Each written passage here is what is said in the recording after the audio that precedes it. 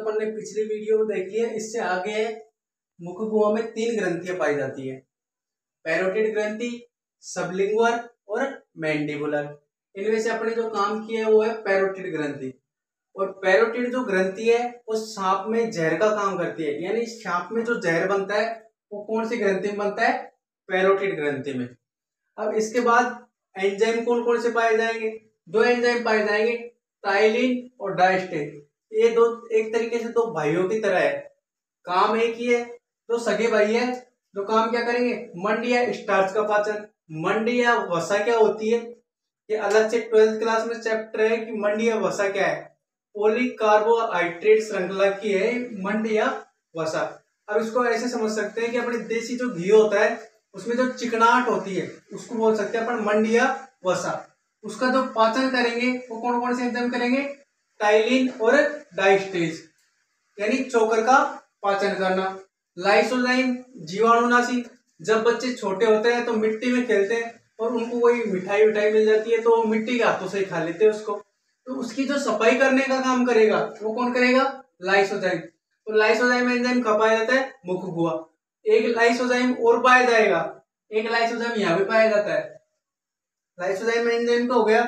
फिर mucus. Mucus क्या करेगी? भोजन को चिपचिपा बनाने का। जैसे अब भोजन को छोटे छोटे टुकड़ों में काटना क्या कहलाता है? बोलस। अब भोजन छोटे छोटे टुकड़ों में टूट गया, अब उसको नीचे भी भेज रहे हैं तो उसको चिकनाहट प्रदान करना किसका काम है? म्यूकस का। भोजन को चिपचिपा बनाना। अब चिपचिपा कैसे? जैसे कोलगेट है, अब कोलगेट को अपन ऐसे दबाते हैं तो बाहर निकलती है कोलगेट, उसी तरह हमारा भोजन भी नली में होकर नीचे जाता है। अब भोजन जिस गति से नली में होकर नीचे जाएगा उसको क्या बोलेंगे? कंपानुकुंचन गति। कौन सी गति? कंपानुकुंचन गति। कंपानुकुंचन गति से इंग्लिश में बोलते हैं पेरिस्टोसिस। क्या? पेरिस्टोसिस। अच्छा, मुख गुहा, फिर ग्रसनी, फिर ग्रसिका। अब ये ग्रास नली या ग्रसिका एक ही है। ग्रास नली भाग में कौन सी गति पाई जाती है? कंपानुकुंचन, पाचन तंत्र के दौरान। अच्छा, शरीर का ऐसा कौन सा अंग है जो पाचन का कार्य नहीं करता लेकिन भोजन को नीचे भेजने का कार्य करता है? कौन? ग्रास नली। ग्रास नली एक ऐसा अंग है जो पाचन में कोई महत्वपूर्ण कार्य नहीं प्रदान करता लेकिन कंपानुकुंचन गति से भोजन को नीचे भेजने का कार्य करता है। इसके अलावा एक अलग मुख गुहा अपन ने पढ़ लिया, ग्रास नली अपन ने पढ़ लिया।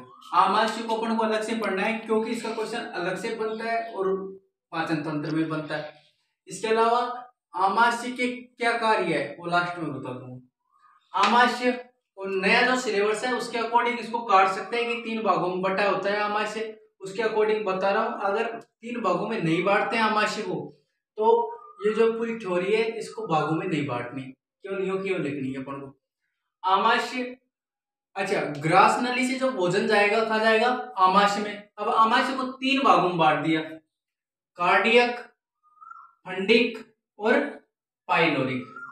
कार्डियक, फंडिक और पाइलोरिक। कार्डियक आमाशय का ऊपर वाला भाग होता है। जैसे ये ग्रास नली है, ये ग्रास नली के जस्ट ये ऊपर वाला जो भाग है इसको बोलेंगे क्या? कार्डियक। अच्छा, काम क्या करेगा?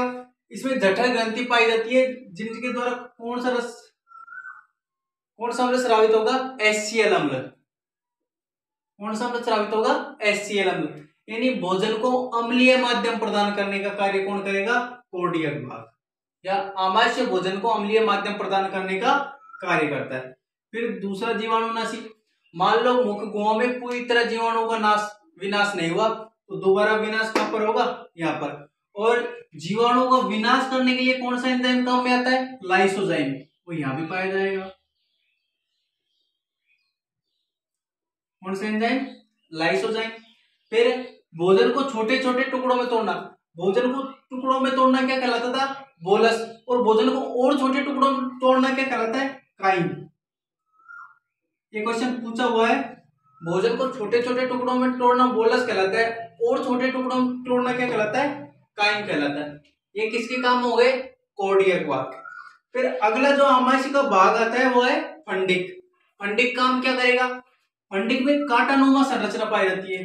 कांटानुमा ये संरचना होती है जिसको ब्रूजी बोलते हैं, कांटानुमा संरचना को। तो कांटानुमा संरचना है जो अपन को भूख लगती है और पेट में चूहे कूदते हैं, वो इसी की वजह से कूदते हैं। जैसे ये हिलेंगे तो अपने पेट में जैसे झुंझुनाहट, एकदम से पेट दुखना शुरू हो जाएगा। तो भूख लगना किसकी वजह से होता है? रुचि नामक संरचना से। रुचि नामक संरचना कहाँ पाई जाती है? आमाशय। आमाशय के कौन से भाग में? फंडिक भाग में। और भोजन को रोके रखने का कार्य, यानी भोजन 4 घंटे तक पेट में रहता है। कितने घंटे तक? 4 घंटे तक। वो कहां पर रहेगा? फंडिक भाग में। फिर जो नीचे का भाग है, ये वाला, ये नीचे का जो भाग है, इसमें कौन सा भाग है? पाइलोरी। अच्छा, काम क्या है? गैस्ट्रिक जूस, यानी जठर ग्रंथियों द्वारा जठर रस स्रावित करना। किस भाग का काम है? पीछे वाले भाग का। पीछे वाले भाग को क्या कहते हैं? पाइलोरी। जठर ग्रंथियों द्वारा जठर रस स्रावित होता है। कौन सा रस स्रावित होता है? जठर रस स्रावित। अब जठर रस में क्या क्या होंगे? एक तो रेनिन एंजाइम होगा और दूसरा कौन सा होगा? Pepsin enzyme.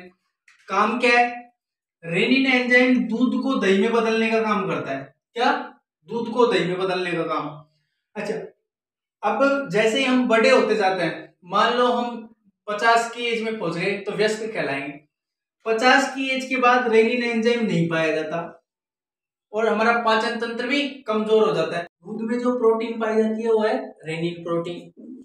अच्छा, दूध में जो एंजाइम पाया जाता है वो तो है रेनिन। प्रोटीन पाई जाती है उससे बोलते हैं केसीन प्रोटीन। तो केसीन प्रोटीन का पाचन कौन सा एंजाइम करता है? Rennin enzyme. ये क्वेश्चन पूछा हुआ है कंपटीशन में। अच्छा, केसीन में कौन सा तत्व पाया जाएगा?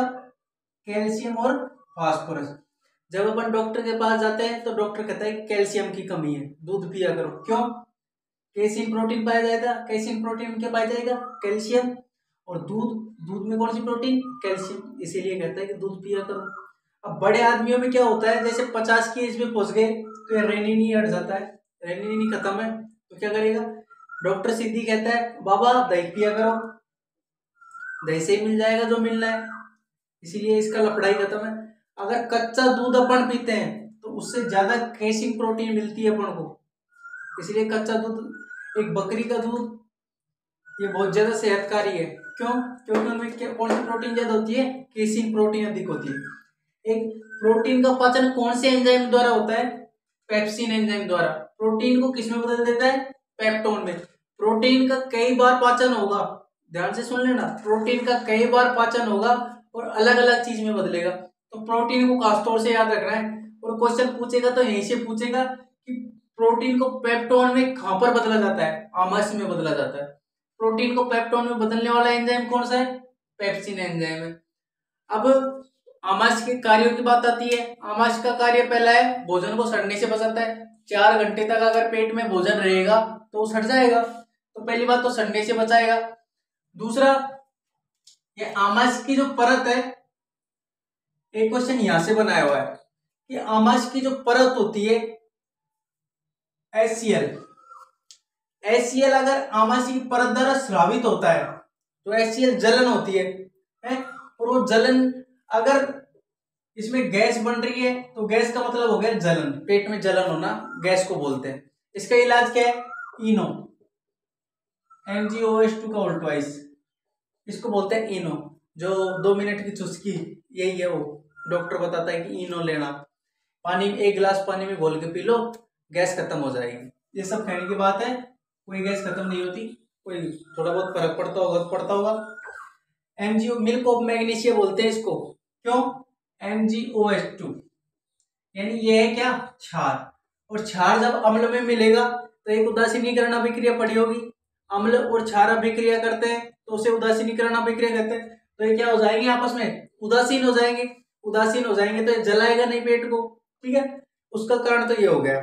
अब दूसरा, अगर ये HCl अम्ल स्रावित करती है तो हमारा पेट ही क्यों नहीं जलता? क्योंकि ये MgOH2 यानी ये जो परत होती है वो क्षारीय होती है। अगर यहाँ से अम्ल भी पड़ेगा वापिस आके तो अम्ल और क्षार मिलकर क्या हो जाएंगे? आपस में उदासीन। यही कारण है कि हमारा पेट नहीं जलता। अगर खुला अम्ल को पटक दिया जाए पेट में तो हमारे आग लग सकती है पेट में, इतना खतरनाक अम्ल होता है। लेकिन ये परत क्षारक की मिलकर बनी होती है तो अम्ल और क्षारक मिलकर उदासीन हो जाते हैं। अब इसके कार्यों की बात आती है। पहला, भोजन को सड़ने से बचाता है। दूसरा, प्रोटीन का पाचन करता है। तीसरा, रेनिन एंजाइम पर पाया जाता है जो दूध को किसमें चेंज करेगा, दही में चेंज करने का कार्य करता है। बस 3-4 कार्य याद रखने, ये अपना आमाशय हो गया। बहुत इंपॉर्टेंट टॉपिक है 10th क्लास के लिए और ऑल कंपटीशन एग्जाम के लिए भी। अगर वीडियो मेरी पसंद आ रही हो तो शेयर जरूर करना और लाइक भी करना।